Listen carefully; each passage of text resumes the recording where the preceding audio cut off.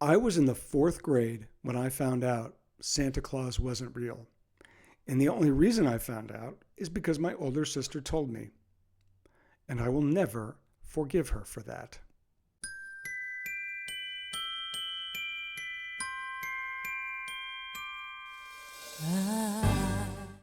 Merry Christmas, everybody. Mac Engel, Fort Worth Star Telegram, Engel Angle podcast. Going to talk to you about two things today. I don't have any guests for this episode, so I'm going to talk about two things today. Number one, concussions. And number two, Christmas movies.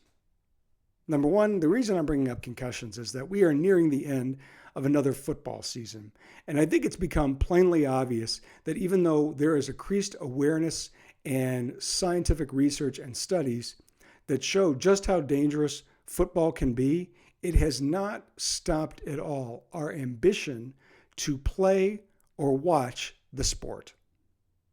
Despite all of the evidence that says concussions can be far more damaging to your life than a sprained ankle, than a torn ACL, than a torn Achilles, or a torn shoulder, we are playing these contact sports at the same rate, if not greater, than when we had absolutely no idea about the severity of this injury. And the reason I'm bringing it up now is that I'm dealing with one. I know I suffered one. And this is probably about my third in the last 10 to 12 years. We are kidding ourselves when we watch hockey, soccer, rugby, football, any of it. If we don't think the players are potentially suffering life-altering concussions every time they go out there. The more I watch football, the more I'm convinced those linemen and the players specifically in the front seven and the running back, they're suffering concussions once a week. It's just a question of degree. I suffered my first one about 10 or 12 years ago. I was just playing a pickup basketball game, and I go up for a rebound, and my own teammate hits me in the side of the head with his elbow. That hurt. That really hurt. And I knew it was bad when I woke up the next morning and the left side of my head hurt. I was hit on the right side, but it was the left side of my head that was hurting. I took it easy for a couple of weeks, but I know a few days after I suffered that first injury, I was in a hurry and I needed to run from the kitchen to where my car is in the driveway. That's about 20 feet from the kitchen, the car. I had to go get my daughter from school. We were running late, so I run out of the house. Again, that's about a 20-foot run, sprint. My head was killing me after that. My head hurt to light. It was a headache. Advil didn't do anything. Nothing. I would say that one took about 2 weeks to really finally feel like it didn't bother me anymore. Now fast forward to, I guess about 7 or 8 years later, I'm playing basketball. I go up for a rebound and I hit the bottom of my chin, hits my teammate's right shoulder. Boom. And I could feel my teeth clack together. And I had an intense ringing in my left ear as a result of that one. I stopped playing immediately. That one I can say I wised up. I stopped playing.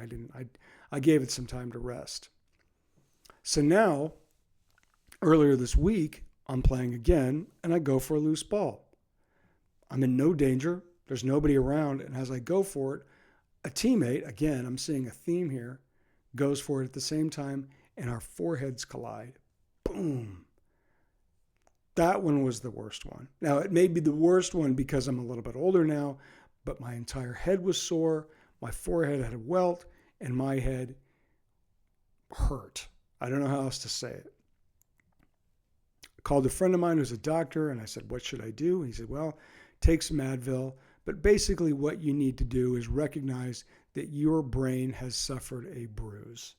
So a bruise, if I suffer a bruise as a result of a collision or something like that, I can see it and I know what to do to address it, right? Take it easy, put some ice on it, take some Advil, and give it some time to heal.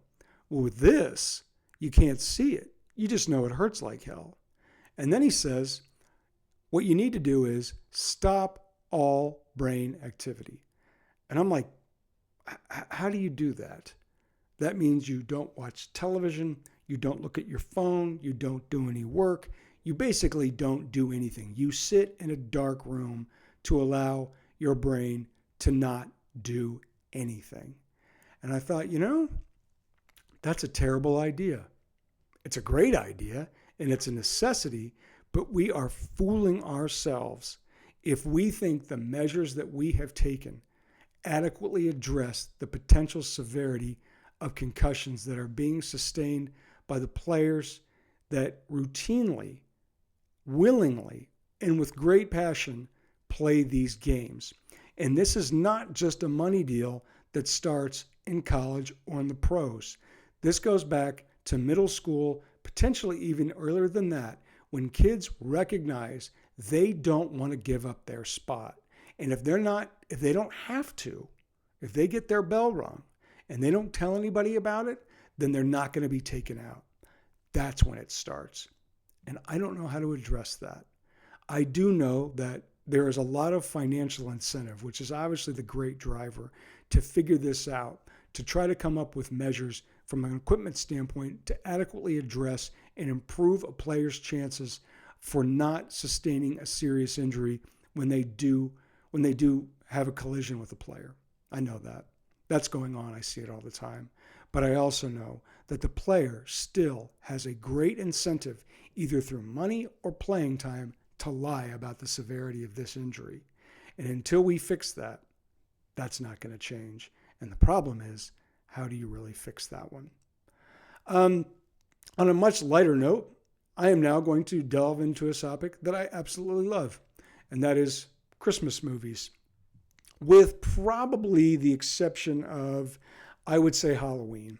Hollywood has used our love of Christmas as a backdrop to so many films over the years that have become constants on our December calendar. Elf, A Christmas Story, It's a Wonderful Life. Without blinking, I'm thinking you could probably name 5 to 10 Christmas movies that you absolutely love. Now, let's take a really popular one. I have a love-hate relationship with It's a Wonderful Life, starring Jimmy Stewart. It's awash in so many positive messages that many of us can relate to. Facts about our lives that we oftentimes miss in our daily routine.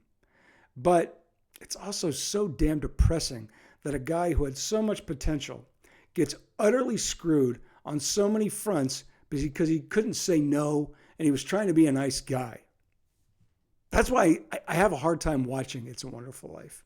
And with that, here are my top 10 Christmas movies. No need to debate. This list is final. Number 10, Joyeux Noël. I don't know if I said that first one right. It's French. This movie was made in 2005, and it's the true story of the impromptu truce during World War I in 1914, when the opposing troops stationed in the trenches along the front lines in Western Europe stopped fighting to participate in a shared Christmas celebration. The movie's pretty accurate to the way the events were reported, and I highly recommend it. Number 9, Rudolph the Red-Nosed Reindeer. The movie was made for TV in 1964, and while watching it as a kid was such a thrill every December, watching the movie with a kid of your own is even more fun. The movie is absolutely timeless. All those great characters, the Island of Misfit Toys, Yukon Cornelius, Hermie the Elf, the Abominable Snowman. It's just an endless list of people that we can always remember, and it was perfect in 1964, and it's perfect here in 2024. Number 8, It's a Wonderful Life. I gave you my little rant about that. If you get an opportunity, Saturday Night Live did a great follow-up sketch to the lost footage of this movie. I highly recommend it. Just look it up on YouTube. Number 7, A Christmas Story. Classic little movie about a family in Indiana who follows Ralph and his desire to get a Red Ryder BB gun for Christmas. Is timeless for one reason: the dad. Darren McGavin's portrayal as Ralphie's dad is perfect and is the heart and soul of that movie, because everybody knows that dad or is that dad. Number 6, Elf. The movie was originally written for Chris Farley, but, well, something happened to him, and instead the movie went to Will Ferrell. Needless to say, the movie would be totally different with Farley as Elf. but Will Ferrell and James Caan, who plays his dad, Buddy the Elf's dad, make it perfect. It never gets old. It's a phenomenal movie. That's a movie you buy. Number 5, Love Actually. This movie is a little bit all over the place, but I think you'd be hard-pressed to find a more uplifting movie around Christmas than this one. And Bill Nighy, as the aging rock star Billy Mack, steals the entire movie. And there are a lot of people in there who try to steal that movie, but he was the big thief. Number 4, this is not a controversial pick, Die Hard. I know Bruce Willis said at his own roast on Comedy Central that this action movie, which made him a giant film star, is not a Christmas movie. He's wrong. It's a Christmas movie. Number 3, How the Grinch Stole Christmas. The 1966 animated short film remains as good as it gets when it comes to animated Christmas movies, or Christmas movies in general. Between Boris Karloff's narration and the animation of Chuck Jones, there is no better adaptation of a Dr. Seuss book. It is perfect. Number 2, A Christmas Carol, starring George C. Scott. This is a made-for-TV film produced by CBS, and it is the gold standard adaptation of that novel written by Charles Dickens.